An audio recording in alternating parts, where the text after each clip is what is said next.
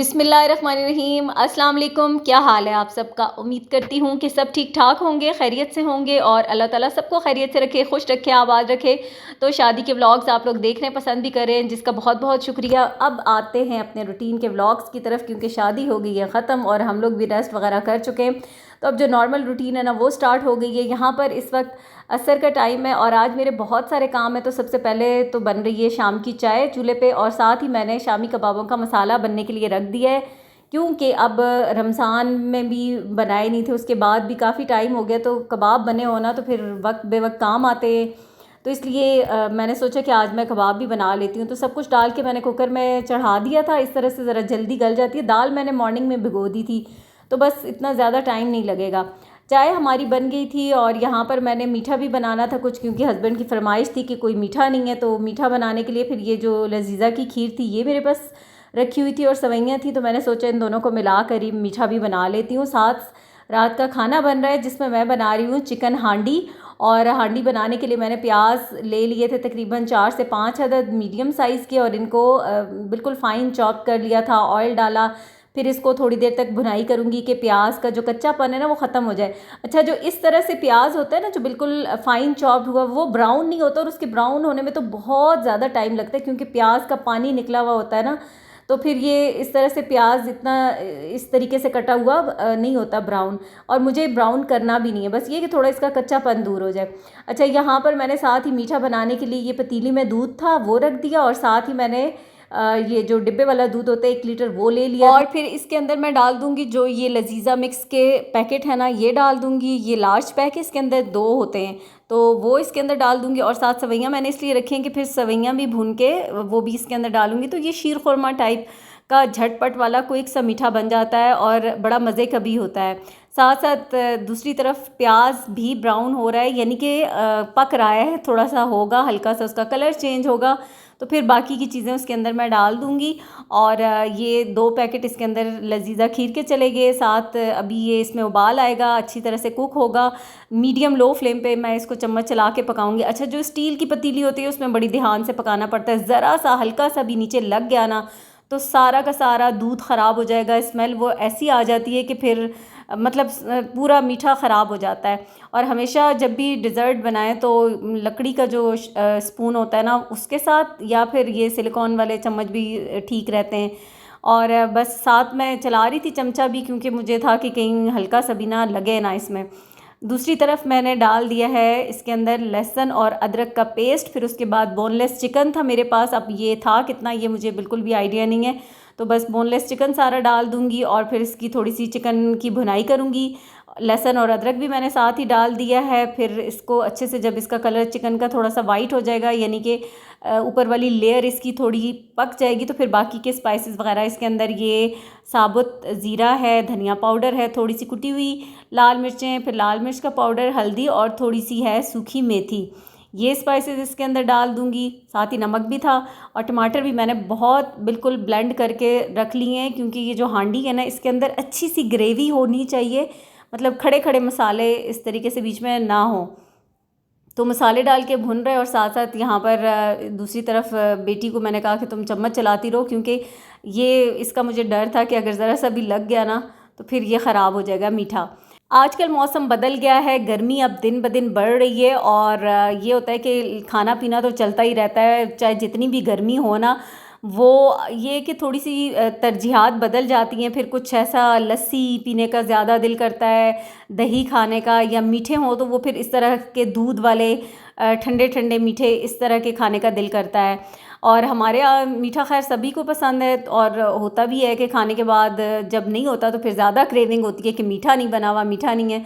तो मैंने सोचा कि आज थोड़ा सा ज़्यादा क्वांटिटी में बना कर रख लेती हूँ, इससे क्या होगा कि 2 से 3 दिन जो है ना वो गुजर जाते हैं, फिर क्रेविंग इस तरह से ज़्यादा नहीं हो रही होती, फिर आगे चल के इंशाल्लाह कुछ ना कुछ तो बनता ही रहता है।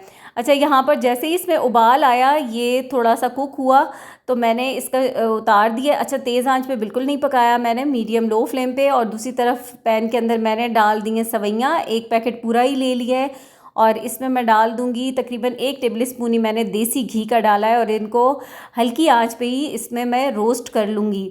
अच्छा, दूध मैंने फिर बाद में और भी डाला था क्योंकि ये दूध कम था, सेवइयाँ भी पूरा पैकेट डाला है तो फिर उस हिसाब से दूध कम था, फिर मैंने इसमें बाद में दूध ऐड कर दिया था। अब सेवइयाँ मेरी अच्छे से जब हो गई हैं, थोड़ा सा इनका कलर भी चेंज हो गया, भुनाई भी बहुत अच्छे से हो गई। सेवइयों की भुनाई अच्छे से की हुई हो ना तो फिर वो घुलती नहीं है उसके अंदर, वो अच्छी सही से रहती हैं। तो यहाँ पर सेवइयाँ डाल के अब मैं इसको दोबारा अच्छे से कुक करूँगी, हल्की आंच पे पकता रहेगा और इसमें मज़ीद भी दूध ऐड कर दूँगी और थोड़ी सी एक्स्ट्रा चीनी भी ऐड करूँगी क्योंकि सेवइयों का भी पूरा पैकेट गया है ना, तो फिर उस हिसाब से थोड़ी सी चीनी भी जाएगी। अच्छा, दूसरी तरफ मैंने टमाटर भी डाल दिए थे और अच्छे से चिकन भुन रहा था, फिर साथ ही उसमें मैंने अब दही डाल दिया है। जब टमाटरों का पानी खुश्क हो गया तो तकरीबन 3 से 4 टेबल स्पून के जितना दही डाल दिया है और मज़ीद उसकी अच्छे से भुनाई करूँगी, सारा इसका पानी सही से प्रॉपर खुश्क हो जाएगा। और ये बहुत मज़े की बनती है चिकन हांडी, बहुत आसान भी है और मज़े की भी बहुत होती है। इसमें मैंने गरम मसाला पाउडर डाल दिया है और इतने में ये चिकन तो वैसे ही बिल्कुल छोटी छोटी बोटियाँ थी, बोनलेस चिकन था, जल्दी ही गल जाता है और काफ़ी टाइम मतलब हो भी चुका है कि अपने पानी में चिकन का पानी फिर टमाटर का पानी उसमें ये अच्छे से गल चुका है। बाकी का पानी मैं खुश्क कर दूँगी और फिर इसमें लास्ट में मैं इसको ना कोयले का धुआं ज़रूर दूंगी कि इससे फिर ये थोड़ा सा रेस्टोरेंट में जो कढ़ाई या हांडी खाते हैं ना, ये उसका फ्लेवर देता है। और मैं मस्ट होता है कि मैं कोई भी कढ़ाई बनाती हूँ या हांडी बनाऊँ, लाइक चिकन हांडी होगी, बीफ हांडी, मटन हांडी या कढ़ाई मटन हांडी सॉरी मटन कढ़ाई, चिकन कढ़ाई हो गई, तो मैं उसमें लास्ट में कोयले का हल्का सा स्मोक ज़रूर देती हूँ और वो बहुत मज़े का फ्लेवर होता है। अच्छा, तो यहाँ पर बस मैंने इसमें थोड़ा सा पानी डाला था और पानी डाल के इसको कुक किया है ताकि बिल्कुल फ्लेवर सब कुछ अच्छे से कुक हो जाए।